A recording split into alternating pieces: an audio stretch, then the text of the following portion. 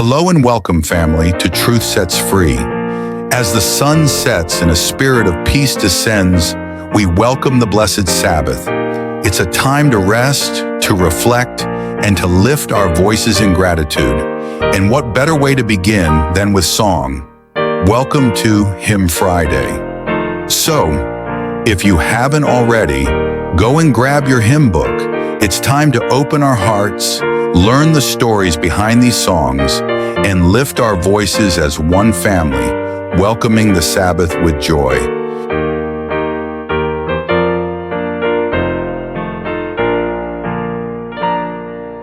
It's Hymn Friday. We're glad you're here. Today we'll sing and delve into the stories behind beloved hymns, learning about their authors, historical context, and the inspiration that created them. Today the hymn we're going to be looking at is Amazing Grace. Stay tuned and learn with us.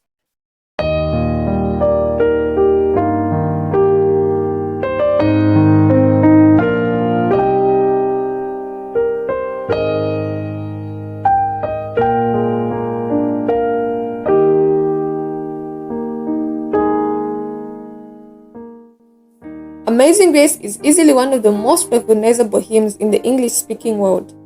Although the words and tune are recognizable to most, many are unaware of the song's history. We tend to sing its words and reflect on them in terms of our own lives, grateful for God's grace, and understandably so. But knowing where the song came from allows us to appreciate it in a new and more profound way. The story behind the hymn Amazing Grace, written almost 2.5 centuries ago in 1772, the words for the beloved song were born from the heart, mind, and experiences of the Englishman John Newton. Knowing the story of John Newton's life as a slave trader and the journey he went through before writing the hymn will help to understand the depth of his words and his gratefulness for God's truly amazing grace. Having lived through a rather unfortunate and troubled childhood, his mother passed away when he was just 6 years old. Newton spent years fighting against authority, going so far as trying to desert the Royal Navy in his 20s. Later abandoned by his crew in West Africa, he was forced to be a servant to a slave trader but was eventually rescued. On the return voyage to England, a violent storm hit and almost sank the ship, prompting Newton to begin his spiritual conversion as he cried out to God to save them from the storm. Upon his return, however, Newton became a slave shipmaster, a profession in which he served for several years. Bringing slaves from Africa to England over multiple trips, he admitted to sometimes treating the slaves abhorrently. In 1754, after becoming violently ill on a sea voyage, Newton abandoned his life as a slave trader, the slave trade, the seafaring, altogether wholeheartedly devoting his life to God's service. He was ordained as an Anglican priest in 1764 and became quite popular as a preacher and a hymn writer, penning some 280 hymns, among them the Great Amazing Grace, which first appeared in the Olney hymns printed by Newton and a poet or fellow writer, William Cowper. It was later set to popular tune New Britain in 1835 by William Walker. In later years, Newton fought alongside William Wilberforce, leader of the parliamentary campaign to abolish the African slave trade. He described the horrors of the slave trade in a tract he wrote supporting the campaign and lived to see the British passage of the Slave Trade Act 1807. And now we see the lyrics like, I once was lost, but now I'm found, was blind, but now I see, and through many dangers, toils, and snares I have already come. This grace has brought me safe thus far, and grace will lead me home. These lyrics carry a much deeper meaning than a sinner's mere gratitude. Close to death at various times and blind to reality at others, Newton would most assuredly not have written Amazing Grace if not for his tumultuous past. And many of us would then be without these lovely words that so aptly described our relationship with Christ and our reliance on God's grace in our lives. Was grace that taught my heart to fear, and grace my fears relieved. How precious did that grace appear, the hour I first believed. There is one verse not written by Newton, which is now traditionally sung as the final verse.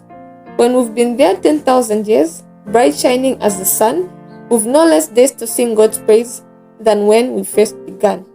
We are indeed saved by God's amazing grace. I hope you've been blessed. Amen.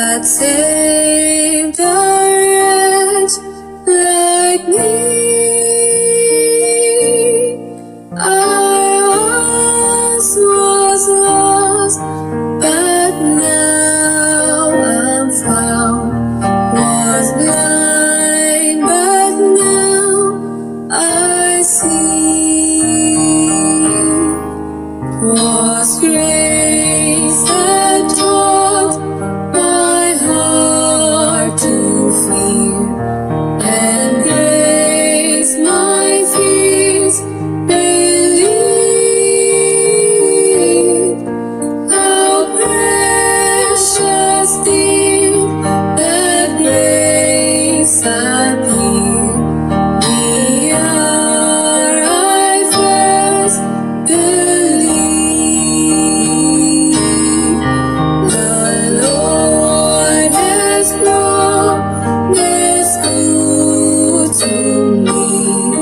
His word my hope secures. He will my shield and portion be, as long as life endures. Through many dangers, toils, and snares, I have already come. 'Tis grace that brought me safe thus far, and grace will lead me home. The earth shall soon dissolve like smoke, the sun forbear to shine,